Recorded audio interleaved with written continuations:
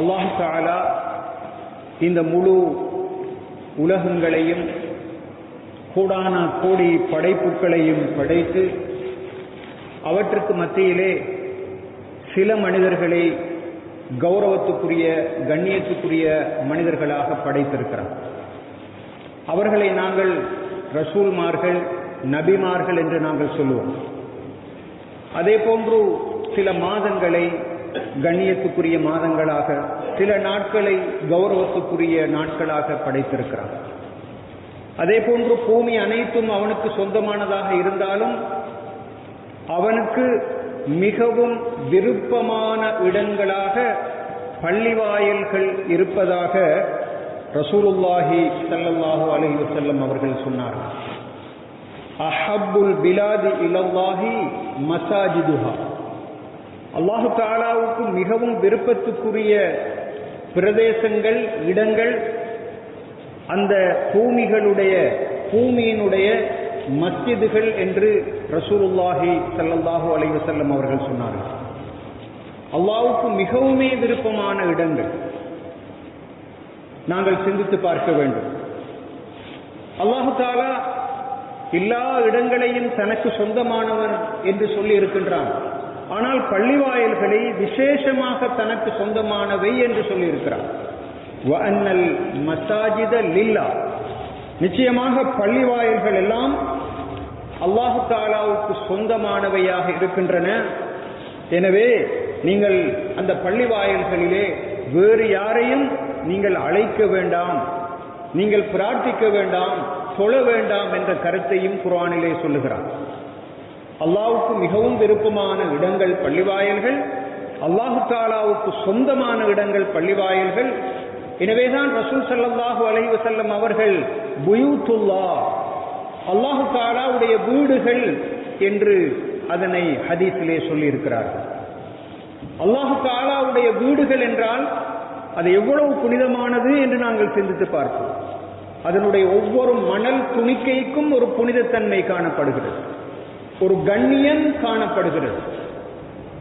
அந்த இடங்கள் மிகவும் மரியாதைக்குரிய, புனிதமான, கௌரவத்துக்குரிய இடங்கள் பள்ளிவாயல்கள்.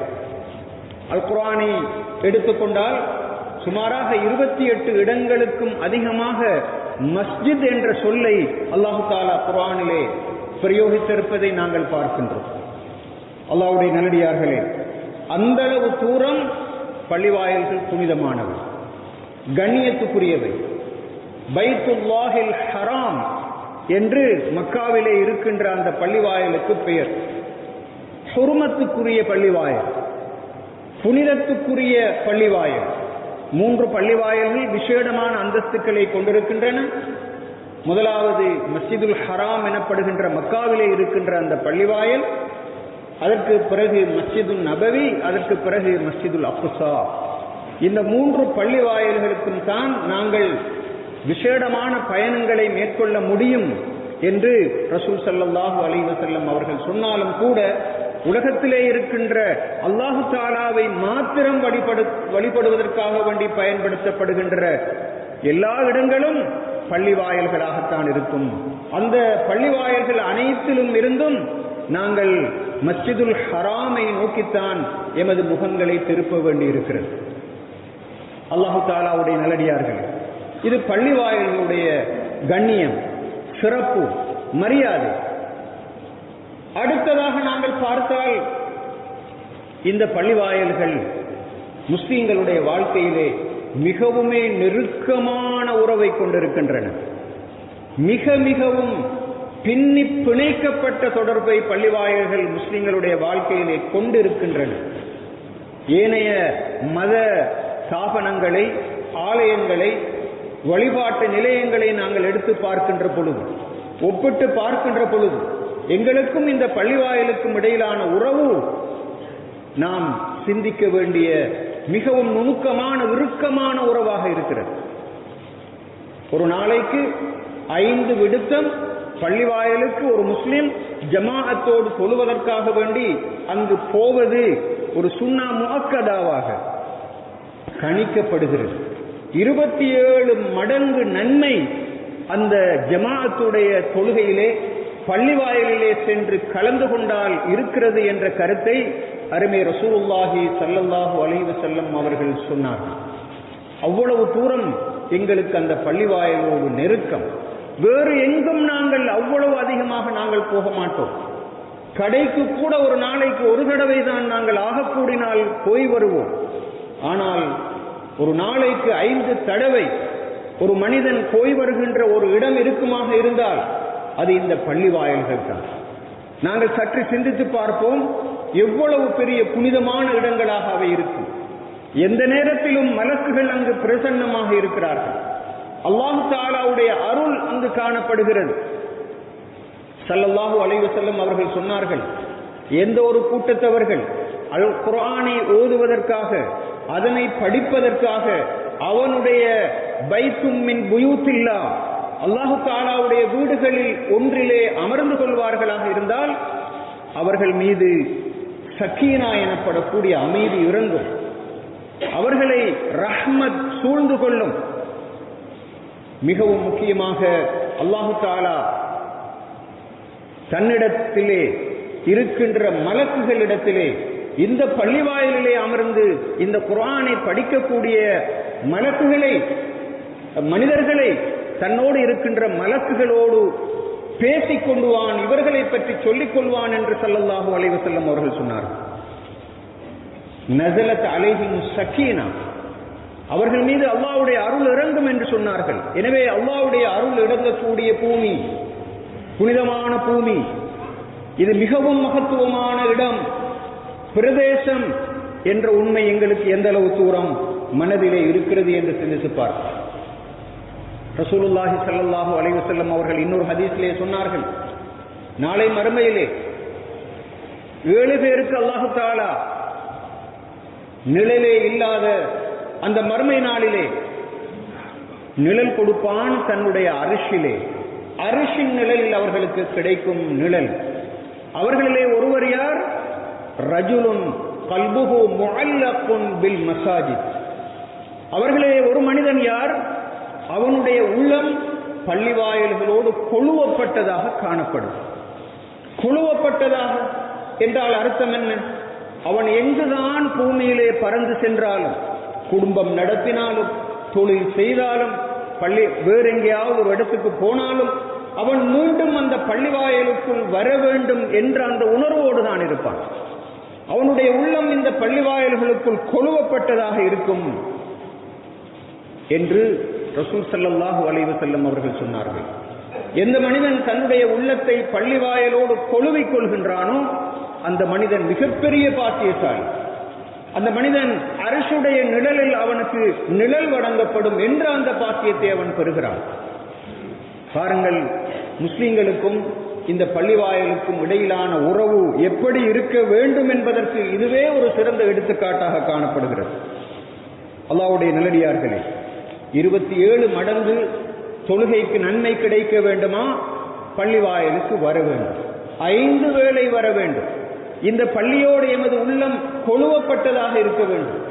இங்கு வருகின்ற பொழுது ஒரு வித்தியாசமான ஒரு ஆன்மீக உணர்வு எம்மிடத்திலே பிறக்க வேண்டும். நான் வருவது பைத்துல்லாஹ், அல்லாஹ்வுடைய வீட்டுக்கு வருகின்றேன். இங்கு மலக்குகள் இருக்கிறார்கள், இங்கு அருள் இறங்கிக் கொண்டிருக்கிறது, இங்கு குத்பாவை செவிமடுக்கின்ற பொழுது, குர்ஆன் ஓதப்படுவதை செவிமடுக்கின்ற பொழுது, இங்கு நல்ல நல்ல விஷயங்கள் சொல்லப்படுகின்ற பொழுது நான் அமர்ந்திருக்கிறேன் என்றால் என்னை சூழ மலக்குகளுடைய சகவாசம் இருக்கிறது. இது ஒரு புனிதமான ஆன்மீக மனம் கமலும் ஒரு பூமி என்ற உணர்வு எங்களுக்கு வர வேண்டும் சகோதரர்கள். இது ஒரு சாமானியமான இடம் அல்ல, இது ஒரு வித்தியாசமான இடம்.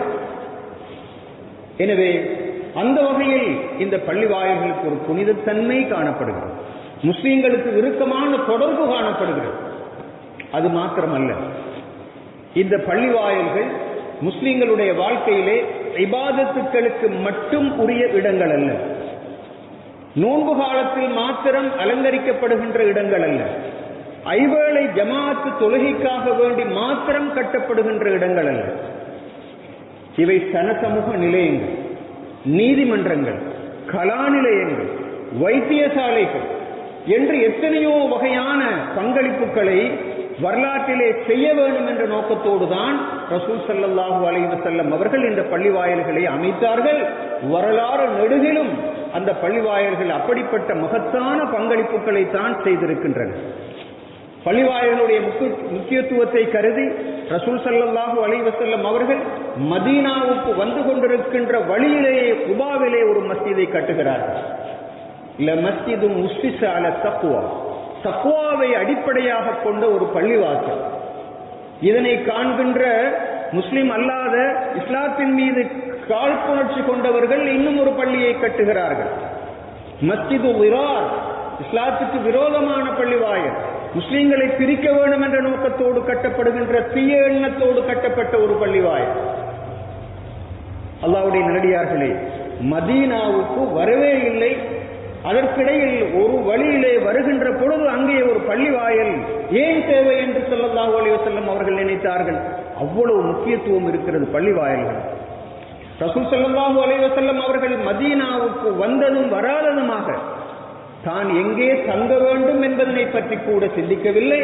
முதலாவது எந்த இடத்திலே ஒரு மஸ்ஜிதை அமைக்கலாம் என்றுதான் தன்னுடைய சஹாபாக்களோடு கலந்துரையாடி முதலாவது அதனை பற்றி தான் யோசித்து அதனை அமைத்தார்கள். அல்லாஹ்வுடைய நல்லடியார்களே, அவ்வளவு தூரம் பள்ளிவாயலுக்கு இஸ்லாத்திலே முன்னுரிமை காணப்படுகிறது. இஅ்திகாஃப் இருப்பதற்கு, நிக்காஹ் செய்வதற்கு, ஜனாசாக்கள் தொழுவிக்கப்படுவதற்கு என்று எத்தனையோ வகையான விஷயங்களை இன்றும் கூட நாங்கள் செய்து கொண்டிருக்கிறோமே. நாம் ஐவேளை தொழுகைக்காக வேண்டி மாத்திரமா பள்ளிவாயலுக்கு வருகின்றோம்? நிச்சயமாக அப்படி அல்ல. ரசூல் ஸல்லல்லாஹு அலைஹி வஸல்லம் அவர்களுடைய காலத்திலே அஸ்ஹாபு சுஃபாக்கள் எனப்படக்கூடிய பின்னை தோழர்கள் பள்ளிவாயலிலே 24 மணித்தியாலமும் இருந்தார்கள். அவர்களிலே சிலர் தொழிலுக்கு போக வேண்டுமா, போய்விட்டு வருவார்கள். ஏற்கனவே இருந்தவர்கள் ரசூல் ஸல்லல்லாஹு அலைஹி வஸல்லம் அவர்களுக்கு இறக்கப்பட்ட அல் குர்ஆனுடைய வசனங்களையும் அவர்கள் திருவாய் மலர்ந்து அருளிய ஹதீஸ்களையும் அப்படியே மனதிலே பதிந்து கொள்வார்கள், ஏடுகளிலே எழுதிக் கொள்வார்கள். தொழில்களுக்கு சென்று குடும்ப விவகாரங்களை எல்லாம் கவனித்து விட்டு வருகின்றவர்களுக்கு அவர்கள் தனாவுப் எனப்படக்கூடிய இவர்கள் வந்தால் அவர்களுக்கு சொல்லுவார்கள், அவர்கள் வந்தால் இவர்களுக்கு சொல்லுவார்கள் என்ற அந்த தங்களுக்கு இடையிலான ஒரு பிரதியீடு அங்கு காணப்பட்டது. ஒரு கலா நிலையம் அங்கிருந்து தான் உருவாகிறது. அங்கு குர்ஆனுடைய விளக்கங்கள், ஹதீஸுடைய விளக்கங்கள், நீதிமன்றங்கள் எல்லாம் அங்குதான் இருந்து உதயமாகுவதை நாங்கள் பார்க்கின்றோம். அல்லாஹ்வுடைய நல்லடியார்களே, இன்று பள்ளிவாயல்களுடைய பணிகள் மிகவும் அதிகமாக குறுகிவிட்டன. மிகவும் அழகாக பள்ளிவாயல்கள் கட்டப்படுகின்றன. மில்லியன் கணக்கான ரூபாய்கள் செலவழித்து கட்டப்படுகின்றன. கட்டாயம் கட்டப்பட வேண்டும். அவை பள்ளிவாயல்களிலே வந்து தொழுபவர்களுக்கு வசதியானவையாக இருக்க வேண்டும். அங்கு காற்றோட்டம் இருக்க வேண்டும், அங்கு காப்பட்டிருக்க வேண்டும், அங்கு ஏசி பண்ணப்பட வேண்டும், அங்கு நல்லதொரு சூழல், அமைதியான ஒரு சூழல் இருக்க வேண்டும். அதுவெல்லாம் அந்த வசதிகள் எல்லாவற்றையும் செய்து கொடுப்பது ஊர் மக்களுடைய நிர்வாகிகளுடைய பொறுப்பு. ஆனால் கடந்த காலங்களிலே இந்த பள்ளிவாயல்கள் மேற்கொண்ட அந்த பன்முகப்பட்ட அந்த செயல்பாடுகளை இன்று செய்கின்றனவா என்பதுதான் ஒரு மிகப்பெரிய கேள்வியாக இருக்கிறது. அல்லாஹ்வுடைய நல்லடியார்களே, பள்ளிவாயல்கள் இபாதத்துக்களுக்கு மட்டுமுடைய இடங்கள் அல்ல என்பதற்கு பல சான்றுகளை நாங்கள் பார்க்கின்றோம். ரசூல் ஸல்லல்லாஹு அலைஹி வஸல்லம் அவர்களுடைய காலத்திலே அவை நீதிமன்றங்களாக செயல்பட்டிருக்கின்றன. சுமாமா எனப்படக்கூடிய ஒருவர் குற்றம் இழைத்து விட்டார். அவர் ஒரு முஸ்லிம் அல்லாத ஒருவர். மதீனாவிலே அவர் ஒரு குற்றத்தை இழைத்திருக்கிறார். அவரை கொண்டு வந்து பள்ளிவாயிலே இருக்கின்ற ஒரு தூணிலே தான் கட்டுகிறார்கள். ஸல்லல்லாஹு அலைஹி வஸல்லம் அவர்கள் அவரோடு உரையாடுகிறார்கள். அவர் அங்கிருக்கின்ற தொழுகையாளிகளை பார்க்கிறார், அங்கிருக்கின்ற மக்களுடைய நடவடிக்கைகளை பார்க்கிறார். இமாம் குர்துபி ரஹிமஹுல்லாஹ் அவர்கள் சொல்லுகிறார்கள், ஏன் ரசூல் ஸல்லல்லாஹு அலைஹி வஸல்லம் அவர்கள் அந்த சுமாமா எனப்படக்கூடிய முஸ்லிம் அல்லாதவரை பள்ளிவாயிலே இருக்கின்ற தூணிலே கட்டுவதற்கு அனுமதித்தார்கள் அல்லது பணித்தார்கள் என்றால் அதற்கான காரணம் இருக்கிறது. முஸ்லிம்களுடைய சந்திப்பை அவர் கண்ணார காண வேண்டும், தொழுகையை அவர் பார்க்க வேண்டும், அதற்கு பிறகு அவருக்கு இஸ்லாத்தின் மீதான ஒரு பற்று, ஒரு விருப்பம் வரும் என்று நபி அவர்கள் எதிர்பார்த்ததனால் தான் பள்ளிவாயலுக்குள் அவரை கொண்டு வந்து தூணிலே கட்டும்படி ஸல்லல்லாஹு அலைஹி வஸல்லம் அவர்கள் சொன்னார்கள் என்று விளக்கம் சொல்கிறார்கள் இமாம் குர்துபி ரஹிமஹுல்லாஹ் அவர்கள். அது எதிர்பார்த்தது நடந்தது. அவர் இஸ்லாத்தை தழுவுகிறார். அதற்கு பிறகு அவர் குளித்து விட்டு வந்து கலிமா சொல்லுகிறார். முஸ்லிம்களுடைய பண்பாடுகளை, அவருடைய ஆன்மீக நடவடிக்கைகளை, பள்ளிவாயலுக்குள் அவர்கள் எவ்வளவு தூரம் கண்ணியமாக நடந்து கொள்கிறார்கள் என்பதை அவர் பார்க்கிறார். அவருடைய சமூகத்திலே அப்படியான ஒரு நடவடிக்கை இருக்கவில்லை என்பதை அவர் அவதானிக்கிறார். எனவே அவருக்கு அப்படியான ஒரு தீனுடைய ஹிதாயத் அவருக்கு கிடைக்கிறது. ஷுரைஹ் எனப்படக்கூடிய மிகப்பெரிய காவியாக இருந்தவர்கள் ஏதாவது தீர்ப்பு வழங்க வேண்டுமாக இருந்தால் தண்டம், அதாவது தண்டனை நிறைவேற்றப்படும் வரைக்கும் பள்ளியிலே தான் குற்றவாளிகளை வைத்திருப்பார்கள் என்று வரலாறு சொல்லிக் கொண்டிருக்கிறது. அல்லாஹ்வுடைய நல்லடியார்களே, நிக்காஹ் ஸல்லல்லாஹு அலைஹி வஸல்லம் அவருடைய காலத்திலே பள்ளி வாயிலிலே நடந்திருக்கிறது. அலினு அன் நிக்காஹ வஜஅலூஹு ஃபில் மஸ்ஜித் வضربوا عليه بالدفوف. நீங்கள் நிக்காஹை பகிரங்கமாக நீங்கள் செய்யுங்கள், அதனை உங்களுடைய பள்ளிவாயலிலே நீங்கள் செய்யுங்கள் என்று ரசூல் ஸல்லல்லாஹு அலைஹி வஸல்லம் அவர்கள் சொன்னார்கள். ஹபஷீக்களை பொறுத்தவரையில் அவர்கள் தங்களுடைய அம்புகளாலும் வில்லுகளாலும் பெருநாளுடைய தினத்திலே பள்ளிவாயலிலே மஸ்ஜிது நபவியிலே தான் விளையாடி கொண்டிருந்தார்கள் என்று நாங்கள் வரலாற்றிலே பார்க்கின்றோம். ஆயிஷா நாயகி ரலியல்லாஹு அன்ஹா அவர்கள் சொல்லுகிறார்கள், யா ரசூலல்லாஹ், ஹபஷீக்கள் பள்ளிவாயலுக்கு வந்து தங்களுடைய அம்புகளாலும் வில்லுகளாலும் விளையாடி கொண்டிருக்கின்ற காட்சியை நான் பார்க்க வேண்டும் என்று சொன்ன பொழுது ரசூல் ஸல்லல்லாஹு அலைஹி வஸல்லம் அவர்களை அழைத்து வந்து தனக்கு பின்னால் அவர்களை நிறுத்தி அந்த காட்சியை அவர்கள் சலிக்கும் வரைக்கும் காட்டியதாக நாங்கள் சஹீஹான ஹதீஸ்களிலே பார்க்கின்றோம். தூதுக்குழுக்கள் பள்ளிவாயிலே வைத்து வரவைக்கப்பட்டிருக்கின்றன. நஜ்ரான் பிரதேசத்தில் இருந்து வந்த கிறிஸ்தவர்களுடைய தூதுக்குழுக்களை ரசூல் ஸல்லல்லாஹு அலைஹி வஸல்லம் அவர்கள் பள்ளிவாயலிலே வைத்து வரவேற்றார்கள் என்று நாங்கள் பார்க்கின்றோம். வெளிநாடுகளில் இருந்து வந்த பிரயாணிகள், அதே போன்று ஏழைகள் எல்லாம் தங்குமிடமாக பள்ளிவாயல்கள் இருந்து வந்திருக்கின்றன. அல்லாஹ்வுடைய நல்லடியார்களே, இந்த பள்ளிவாயல்களை நாங்கள் வைத்தியசாலைகளுடைய பங்களிப்பை செய்த இடங்களாக கூட நாங்கள் வரலாற்றிலே பார்க்கின்றோம். உங்களுக்கு தெரியும், யுத்தங்களிலே காயப்பட்டவர்கள் இருக்கிறார்கள். அவர்களுக்கு தேவையான சிகிச்சைகள் பள்ளிவாயிலே மேற்கொள்ளப்பட்டிருக்கின்றன. குறிப்பாக அஹ்ஸாப் யுத்தத்திலே காயப்பட்டவர்களுக்கு பள்ளிவாயிலுடைய வளவுக்குள் ஒரு விசேடமான கூடாரம் அடிக்கப்பட்டு சிகிச்சை அளிக்கப்பட்டதாகவும், குறிப்பாக கந்தக் யுத்தத்திலே காயப்பட்ட சஅத் ரலியல்லாஹு தஆலா அன்ஹு அவர்கள் ஒரு கூடாரத்துக்குள் வைத்து அவ்வாறு சிகிச்சை அளிக்கப்பட்டதாகவும் அது பற்றிய ஒரு வரலாறு சஹீஹுல் புகாரியில் கூட பதிவு செய்யப்பட்டிருக்கிறது. இமாம் புகாரி ரஹிமஹுல்லாஹ் அவர்கள் சொல்லுகிறார்கள், பாபுல் ஹைமத்தி ஃபில் மஸ்ஜிதில் மர்தா, நோயாளிகளுக்காக வேண்டி பள்ளிவாயிலே கூடாரம் அடிக்கப்பட்டிருந்தது என்று அவர்கள் தங்களுடைய அந்த கிரந்தத்திலே ஒரு தலைப்பிட்டிருக்கிறார்கள். ரஃபீதா அல் அஸ்லமியா எனப்படுகின்ற ஒரு சிகிச்சை அளிக்கக்கூடிய ஒரு சஹாபி பெண் தான் அந்த பணியை மேற்கொண்டார்கள் என்றும், அவர்கள் தான் இஸ்லாமிய வரலாற்றிலே முதல் வைத்தியர் என்றும் அறியப்பட்ட ஒரு முக்கியமான சஹாபி பெண்மணியாக இருந்திருக்கிறார்கள். அல்லாஹ்வுடைய நல்லடியார்களே, ஏன் இவற்றை சொல்லுகின்றோம்? ரசூலுல்லாஹி ஸல்லல்லாஹு அலைஹி வஸல்லம் அவர்களுடைய காலத்தில் கூட ஒரு பன்முகப்பட்ட பணிகளை மேற்கொள்ளக்கூடிய இடங்களாக இந்த பள்ளி வாயல்கள் இருந்திருக்கின்றன. ஆனால் நமது காலத்திலும் அதே மாதிரி தான் செய்ய வேண்டும் என்பது அல்ல.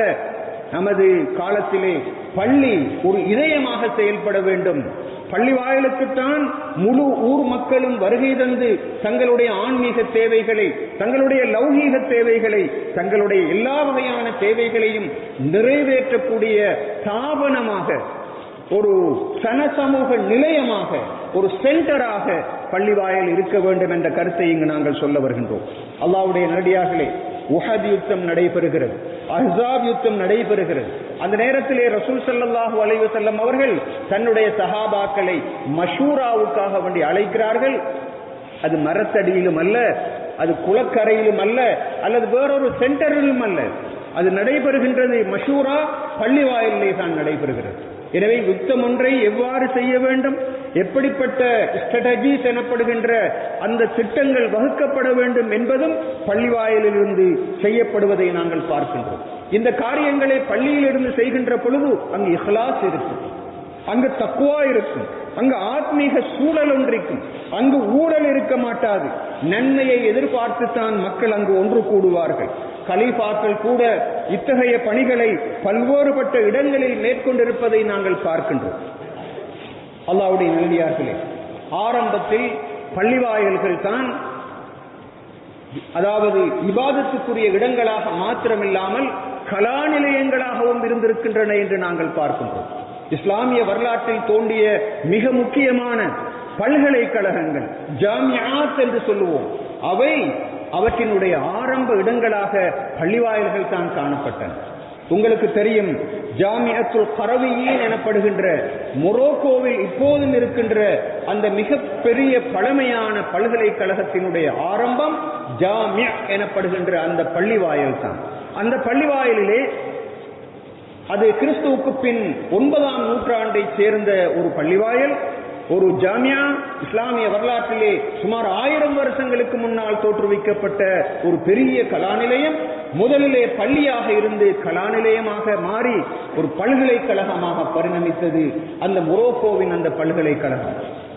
அல்லாஹ்வுடைய நல்லடியார்களே, அங்குதான் குர்ஆன், ஹதீஸ், ஃபிக்ஹ், அகீதா போன்ற இந்த இஸ்லாத்தோடு நேரடியாக தொடர்பான கலைகள் மாத்திரமல்ல, நாங்கள் சொல்லுகின்ற உலக கல்விகள் என்று சொல்லுவோமே, அது மொழியாக இருக்கலாம், வரலாறாக இருக்கலாம், கணிதமாக இருக்கலாம், புவியியலாக இருக்கலாம், வானசாஸ்திரமாக இருக்கலாம், அவற்றையெல்லாம் கற்பிக்கக்கூடியவைகளாக அந்த பல்கலைக்கழகங்கள் காணப்பட்டன. அந்த வகையில் தற்போதும் கூட 1000 வருட வரலாற்றை கடந்திருக்கின்ற கெய்ரோவினுடைய மிகப்பெரிய பல்கலைக்கழகம் ஜாமிஅத்துல் அஸ்ஹர் எனப்படக்கூடிய பல்கலைக்கழகம் கிறிஸ்துவுக்கு பின் 10வது நூற்றாண்டிலே உலகத்திலே கட்டப்பட்டது. அல்லாஹ்வுடைய நல்லடியார்களே, இந்த முக்கியமான இந்த வகையான ஜாமிஅத்து ஜைத்தூனியா எனப்படக்கூடிய டியூனிசியாவிலே இருக்கின்ற பல்கலைக்கழகம், இவை அனைத்தினுடைய ஆரம்பமும் பள்ளிவாயல்களாக இருந்தன. எனவேதான் ஜாமியா என்றால் பள்ளிவாயல், ஜாமிஅத்துன் என்றால் பல்கலைக்கழகம். ஜாமியா என்பதிலிருந்துதான் அந்த ஜாமிஅத்துன் என்ற அந்த சொல் வந்திருக்கிறது.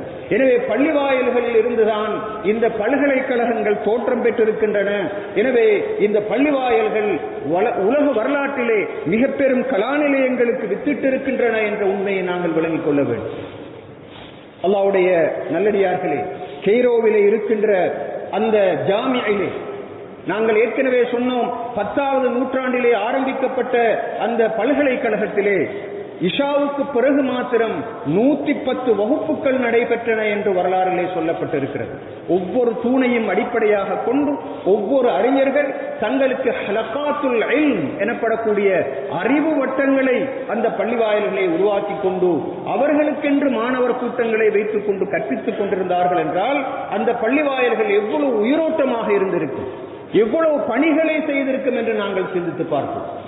அல்லாஹ்வுடைய நல்லடியார்களே, நமது நாட்டை பொறுத்தவரையில் இந்த வகையான பன்முகப்பட்ட காரியங்களை மேற்கொள்ளக்கூடிய பள்ளிவாயல்களை காணுவது அரிதாக இருந்தாலும் தற்போது சர்வதேச நாடுகளிலே, வெளிநாடுகளிலே, குறிப்பாக அரபு நாடுகளிலும் மேற்கத்திய நாடுகளிலும் பல வகையான பள்ளிவாயல்கள் முன்மாதிரியான செயல்பாடுகளை மேற்கொண்டிருக்கின்றன என்ற சந்தோஷமான செய்தியையும் இந்த இடத்திலே நாங்கள் பகிர்ந்து கொள்ள வேண்டும்.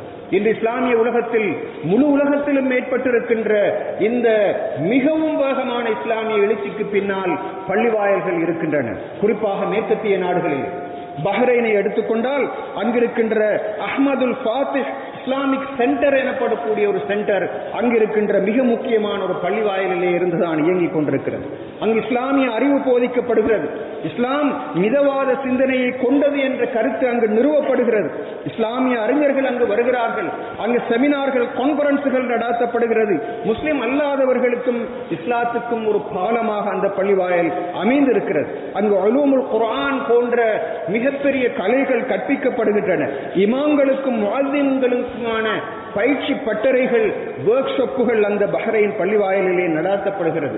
குர்ஆனுடைய போட்டிகள் நடாத்தப்படுகின்றன.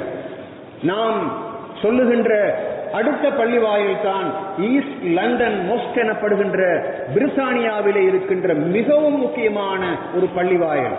இன்று உலகத்திலே மிகப்பெரிய பங்களிப்பை செய்து கொண்டிருக்கின்ற ஒரு பள்ளிவாயல் என்று நாங்கள் அதனை சொல்ல முடியும். பல நாட்டவர்களும் அந்த நாட்டிலே சென்று தொழில் செய்கிறார்கள். அந்த இடத்தை நீங்கள் சென்று பார்த்தால் உங்களுக்கு தெரியும், சுமாராக அந்த பள்ளிவாயலிலே 40க்கும் அதிகமான ஆக்டிவிட்டிஸ் செக்ஷன்ஸ் இருந்து இயங்குவதை நாங்கள் பார்க்கலாம். அங்கு ஆன்மீகத்தை வளர்ப்பதற்கான சூழல் மாத்திரமல்ல, அங்கு ஹெல்த்துக்கான, எஜுகேஷனுக்கான, தொழில் வாய்ப்புக்கான, முஸ்லிம் அல்லாதவர்களுடைய கலந்துரையாடலுக்கான, ஏன் அங்கு லைப்ரரி இருக்கிறது, ஃபிட்னஸ் சென்டர் இருக்கிறது, ஹத்னா செய்வதற்கான இடங்கள் இருக்கின்றன, ஜனாசாவை குளிப்பாட்டுவதற்கான இடங்கள் இருக்கிறது. அதே போன்று அங்கு ஒரு ஆடிட்டோரியம் இருக்கிறது. அதே போன்று அங்கு பைத்துல் மால் இருக்கிறது. ஜகாத் எனப்படக்கூடிய நிறுவனம் அங்கு ஸ்தாபிக்கப்பட்டிருக்கிறது. ப்ரீ மேரேஜ் கவுன்சிலிங் என்பதற்கான ஏற்பாடுகள் அங்கு காணப்படுகின்றன. யூத்துக்கான எம்பவர்மெண்ட் சென்டர் அங்கு காணப்படுகிறது. ஊர் பற்றிய, அந்த பிரதேசத்தை பற்றிய சகல புள்ளி விவரங்களும் திரட்டப்பட்டு கம்ப்யூட்டரைஸ் பண்ணப்பட்டு அங்கு நடைபெற்றுக் கொண்டிருக்கிறது. சுல்ஹு சபைகள் இயங்கிக் கொண்டிருக்கின்றன. அந்த ஊரிலே எவ்வளவு, அந்த பிரதேசத்திலே எவ்வளவு பெரிய சிக்கல்கள் ஏற்பட்டாலும் போலீஸுக்காக வேண்டி அங்கு செல்வதில்லை. அந்த போலீஸுக்காக வேண்டி செல்லாமல் பள்ளிவாயலுக்குத்தான் தங்களுடைய விவகாரங்களை எடுத்துக் கொண்டு வருவார்கள். அது குடும்ப பிரச்சனையாக இருக்கலாம், அது பொருளாதாரத்தோடு சம்பந்தப்பட்ட சிக்கல்களாக இருக்கலாம். அவற்றையெல்லாம் தீர்ப்பதற்கு அங்கு அப்படியான ஏற்பாடுகள் செய்யப்பட்டிருக்கின்றன என்பதை நீங்கள் சென்று பார்க்கலாம். அண்மை காலத்திலே மரியம் சென்டர் எனப்படுகின்ற ஒரு மத்திய நிலையத்தையும் அவர்கள் கோடிக்கணக்கான ரூபாய்கள் செலவழித்து உருவாக்கி இருக்கிறார்கள். அந்த பள்ளிவாயலுக்கு சென்றால் முழு உலகமும் அங்கே இருக்கிறது என்ற நிலை காணப்படுகிறது. பிள்ளைகளை அந்த பள்ளிவாயலுக்குள் அழைத்து வந்தால் அவர்கள் பிரச்சனைக்குரியவர்களாக இருக்கக்கூடாது என்பதற்காக அவர்கள் தனியாக விளையாடுவதற்கான ஒரு பிளேயிங் சென்டர் ஒன்றும் அங்கு அமைக்கப்பட்டிருக்கிறது. நீங்கள் சென்று பார்த்தால் அதிசயமான ஒரு தனி உலகமாக அது இருப்பதை நீங்கள் பார்க்கலாம். ஒரு வகையில் அங்கு சென்றால் ஆன்மீகம் மனம் கமலும் அமைதியான ஒரு பள்ளிவாசல். இன்னொரு வகையில் சென்று பார்த்தால் வேறு வகையான ஆக்டிவிட்டிஸும் அங்கு இருப்பதை நீங்கள் பார்க்கலாம். அல்லாஹ்வுடைய நல்லடியார்களே, பள்ளிவாயல்கள் விரிவாக கட்டப்பட வேண்டும், நல்ல வசதிகளோடு கட்டப்பட வேண்டும். ஆனால் அந்த பள்ளிவாயல்கள் வெறுமனே அலங்கரிப்பதற்காக, போட்டி போடுவதற்காக வேண்டி கட்டப்படுமாயின் அது மறுமை நாளுடைய அடையாளம் என்ற கருத்தை ரசூலுல்லாஹி ஸல்லல்லாஹு அலைஹி வஸல்லம் அவர்கள் சொல்லி இருக்கிறார்கள். சில பள்ளிவாயல்களுக்கு மாதாந்த வருமானங்கள் காணப்படுகின்றன, கோடிக்கணக்கான ரூபாய்கள் காணப்படுகின்றன. அதே நேரம் கடைகள், தென்னந்தோப்புகள் போன்றவற்றினால் அதிகமான, அதாவது வருமானங்களும் அதற்கு வருவதை நாங்கள் பார்க்கின்றோம். ஆனால் இன்னும் சில பள்ளிவாயல்கள் மிகவும் கவலைக்கிடமான நிலையிலே, கோடீஸ்வரர்கள் சில ஊர்களிலே இருப்பார்கள், மிகப்பெரிய லட்சாதிபதிகள் இருப்பார்கள், தங்களுடைய வீடுகளை மிகவும் அலங்காரமாக கட்டியிருப்பார்கள். ஆனால் அந்த ஊருடைய பள்ளிவாயல்களுக்கு சென்று பார்த்தால் நிலைமை மிகவும் கவலைக்கிடமானதாக இருப்பதை நாங்கள் பார்ப்போம். நாங்கள் மிகவும் அதிகமாக வலியுறுத்த வேண்டிய விஷயம் என்னவென்றால், நாங்கள் எதிர்பார்க்கின்ற வித்தியாசமான பல துறை சார்ந்த பள்ளிவாயல்களாக அவை இருக்க வேண்டும். எல்லா வகையான பங்களிப்புகளையும் செய்யக்கூடிய, அந்த ஊர் மக்களுக்கு தேவையான சகல விதமான தேவைகளையும் பூர்த்தி செய்யக்கூடிய, மக்கள் அனைவரும் அங்கு வந்து தமது தேவைகளை பூர்த்தி செய்துவிட்டு செல்லக்கூடிய அளவுக்குள்ள ஆன்மீக தேவைகளாக இருக்கலாம், அவர்களுடைய லௌகீக பொருளாதார தேவைகளாக இருக்கலாம், அவருடைய குடும்ப ரீதியான பிரச்சனைகளாக இருக்கலாம், அனைத்தையும் தீர்ப்பதற்கான இடங்களாக அந்த பள்ளிவாயல்கள் அமைக்கப்பட வேண்டும். அத்தகைய பள்ளிவாயல்கள் கட்டப்பட வேண்டும் என்பதையும் இங்கு வலியுறுத்த விரும்புகின்றோம். ரசூலுல்லாஹி ஸல்லல்லாஹு அலைஹி வஸல்லம் அவர்கள் சொன்னார்கள், மன் பனா லில்லாஹி மஸ்ஜிதன் பனல்லாஹு லஹு பைத்தன் ஃபில் ஜன்னah. யார் அல்லாஹ்வுக்காக வேண்டிய ஒரு பள்ளிவாயலை கட்டுகிறாரோ அவருக்காக நாளை மறுமையிலே அல்லாஹு தஆலா சுவர்க்கத்திலே ஒரு வீட்டை கட்டுவான் என்று சொன்னார்கள். எந்த அளவு சொன்னார்கள் என்றால், ஒரு மனிதன் மஃஹசு கஸாத்தின், ஒரு பள்ளிவாயலிலே ஒரு இடத்தை அமைத்து கொடுக்கின்றான். அந்த இடம் எப்படிப்பட்டதென்றால், ஒரு பறவை முட்டையிடுவதற்கு தேவையான ஒரு இடம். அவனால் அவ்வளவுதான் பங்களிப்பு செய்ய முடியும் என்றால், ஒரு முட்டை, அதாவது ஒரு பறவை முட்டையிடுவதற்கு ஒரு சிறிய இடம் தேவை, அவனால் அந்த பங்களிப்பை மாத்திரம்தான் செய்ய முடியும் என்றிருந்தாலும் அல்லாஹு தஆலா அவனுக்கு நாளை மறுமையிலே ஒரு சுவர்க்கத்திலே ஒரு வீட்டை கட்டி கொடுப்பான் என்றும் சொன்னார்கள். பொதுவாக ஒரு பள்ளியை கட்டி கொடுக்கின்ற பொழுது ஒரு சுவர்க்கத்திலே வீடு கிடைக்கும்.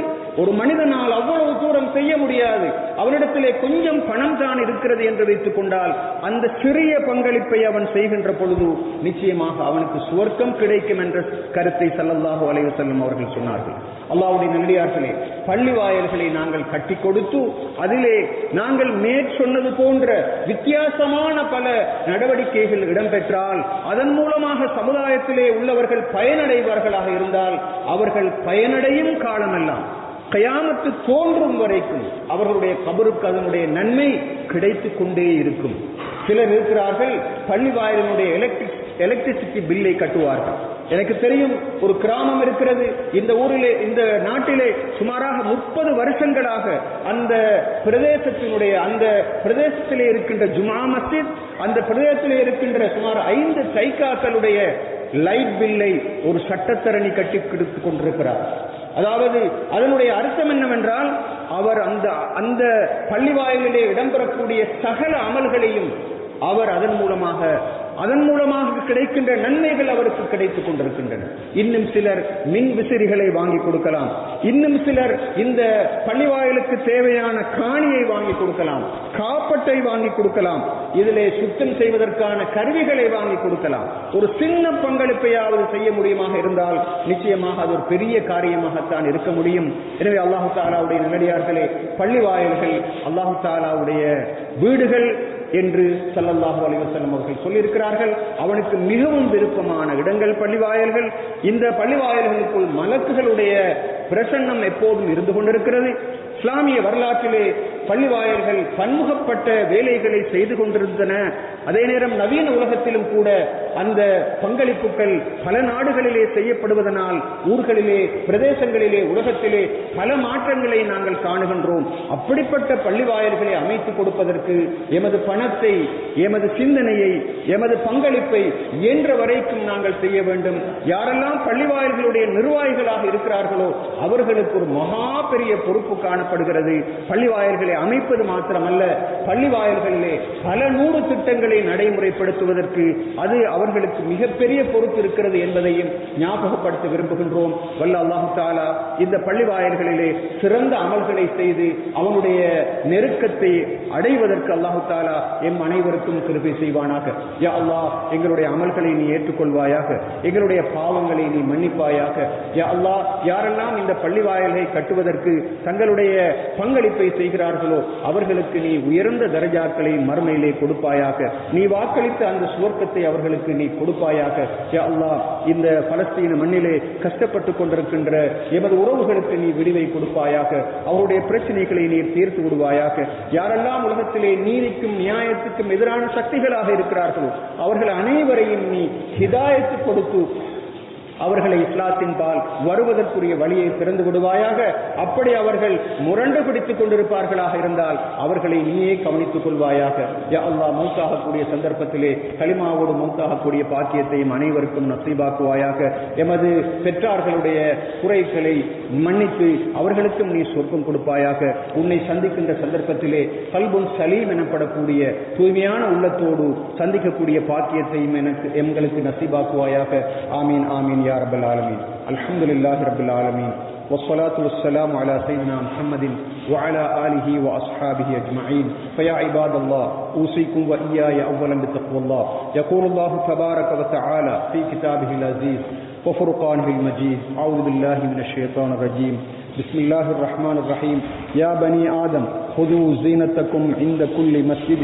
صدق الله مولانا العظيم. وقال نبينا محمد صلى الله عليه وسلم: أحب البلاد إلى الله مساجدها. صدق النبي صلى الله عليه وسلم. بارك الله لنا ولكم بالقرآن العظيم ونفعنا بالآيات وذكر الحكيم. إنه تعالى جواد كريم ملك عظيم رب حليم فاستغفروه إنه هو الغفور الرحيم.